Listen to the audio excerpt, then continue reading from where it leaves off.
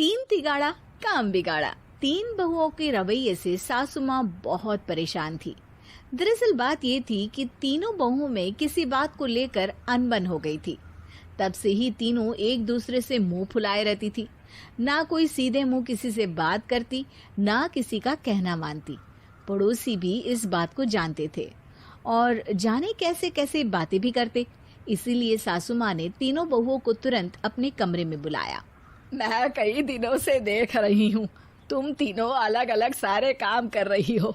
ये सब नहीं चलेगा, तीनों को मिलकर ही काम करना पड़ेगा। सास की बात सुनकर एकदम से बड़ी बहू बोल उठती है। नहीं मम्मी जी, मैं इन दोनों के साथ कुछ नहीं कर सकती। मैं इस घर की बड़ी बहू हूँ, फिर भी ये मेरा कहना बिल्कुल भी नहीं मानती। अरे जेठानी जी, जानबूझकर मुझे डबल काम करवाती है आप, और छोटी मुझसे टेढ़े मुंह ही बात करती है। इन दोनों के बीच हमेशा सैंडविच बन जाती है मेरी, और मैं हमेशा आलू की तरह बीच में मसली जाती हूँ। मम्मी जी, इन दोनों को लगता है कि मैं छोटी हूँ तो इनके पैरों तले दब जाऊंगी, लेकिन नहीं, मेरा भी उतना ही अधिकार है जितना इन दोनों का है। बड़ी आई दोनों मेरी चुगली करने के लिए, मुझे क्या कम समझ रखा है। तीनों बहू एक दूसरे से बहस करने लगती है और सास दोबारा ये देखकर टेंशन में आ जाती है और सबसे कहती है, चुप हो जाओ, अब से तुम तीनों सारे काम एक साथ करोगी, आंख बंद करके एक दूसरे की बात सुनोगी। तुम तीनों इस बात को गांठ बांध लो, वरना अगली छुट्टियों में तुम्हारा अपना मायके जाना कैंसिल। सास की बातें सुनकर डर के मारे तीनों हामी भर देती हैं। जी मम्मी जी, मैं समझ गई। हाँ मम्मी जी, जैसा आप कहें। आप जो कहेंगी मैं वही करूंगी। तीनों बहू सास की बात को गांठ बांध लेती है और वादा करती है कि अब से सारे काम वो तीनों एक साथ मिलकर ही करेंगी। ये सब देखकर सास खुश हो जाती है और वहां से चली जाती है। नीचे जाकर वो देखती है कि घर में शर्मा जी आए हुए होते हैं।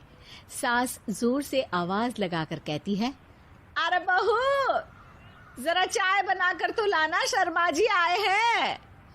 सास की बात सुनकर तीनों बहू तुरंत किचन की ओर भागती है और चाय बनाना शुरू कर देती है।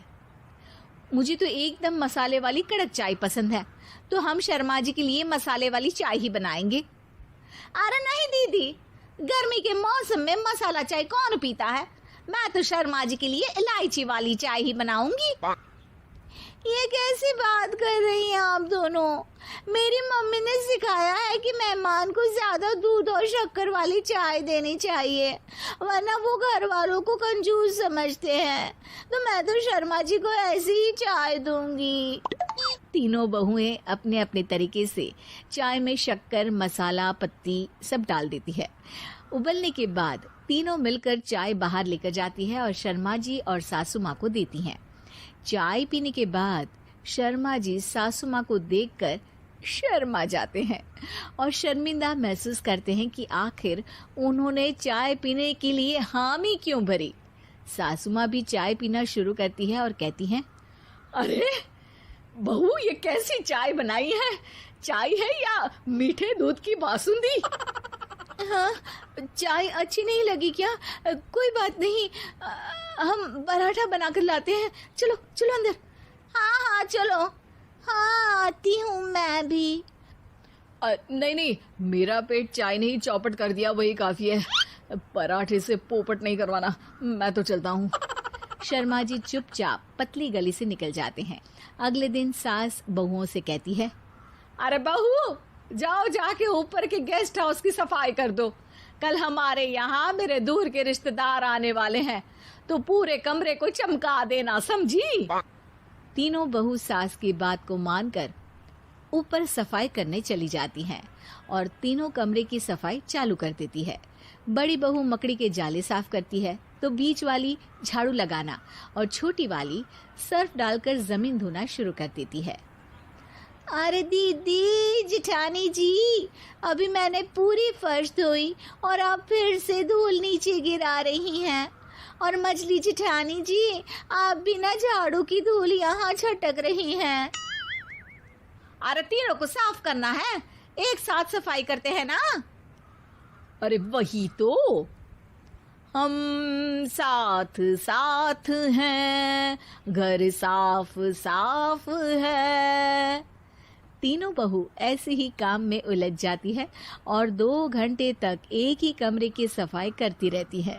बहुत देर से अपनी बहुओं को ना देखने के कारण सास ऊपर कमरे में उन्हें देखने जाती है, लेकिन कमरे में घुसती ही वो गीली फर्श पर फिसलने के कारण नीचे गिर जाती है। ओरी मोरी मैया, हड्डी मरोड़ के रख दी। आए मेरी तो कमर ही टूट गई रे। तीनों बहुएं सास को उठाती हैं और बिस्तर पर सुला देती है। अरे मेरे हाथ पैर दर्द कर रहे हैं, दबा दो आराम मिलेगा। हाँ जी माँ जी। अरे जी माँ जी माँ जी।